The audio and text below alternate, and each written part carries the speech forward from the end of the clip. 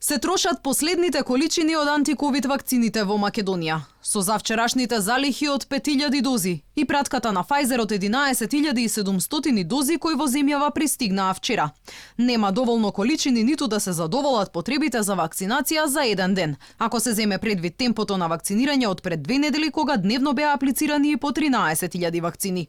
Министерот Филипче нема одговор кога ќе стигнат нарачаните вакцини од Спутник и Синовак.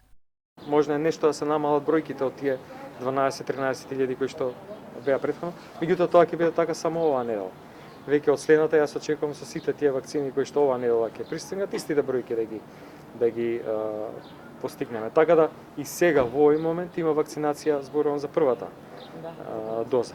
А од следната недела тој број ќе се врати со истата динамика како што се одвиваше претходно. Надлежните признаваат дека неделава ќе има помал број на вакцинирани граѓани, но оптимизмот е дека следната недела обемот на вакцинација повторно ќе се засили, особено по донацијата од Бугарија и Грција кои ќе испрадат 70.000 дози од оксфордската вакцина AstraZeneca.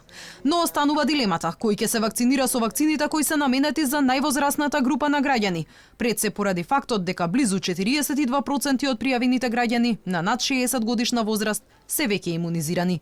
Во меѓувреме, нови проблеми на вакциналните пунктови. Медиумите објавуваат дека пунктот за вакцинација во Чаир од утрово има недостиг на вакцини од кинескиот производител Синофарм, па граѓаните на кои им била закажана ревакцина биле вратени дома. Но од Здравствен дом Скопје за Алфа ги демантираат ваквите наводи, дека граѓани биле вратени од термин за вакцинација. Директорот Виктор Исјановски вели дека во оваа поликлиника се врши ревакцина, а бројот на вакцините согласно закажаните термини навремено се дистрибуирале. За сега во земјава нема насоки за примање на вакцини од различни производители. Од тука неизвестно е што со оние граѓани кои нема да развијат антитела од кинеските вакцини. Ревакцина нема да има ниту за помладите кои примиле прва доза AstraZeneca во Србија. Тие и за втората доза ќе мора да патуваат кај северниот сосед.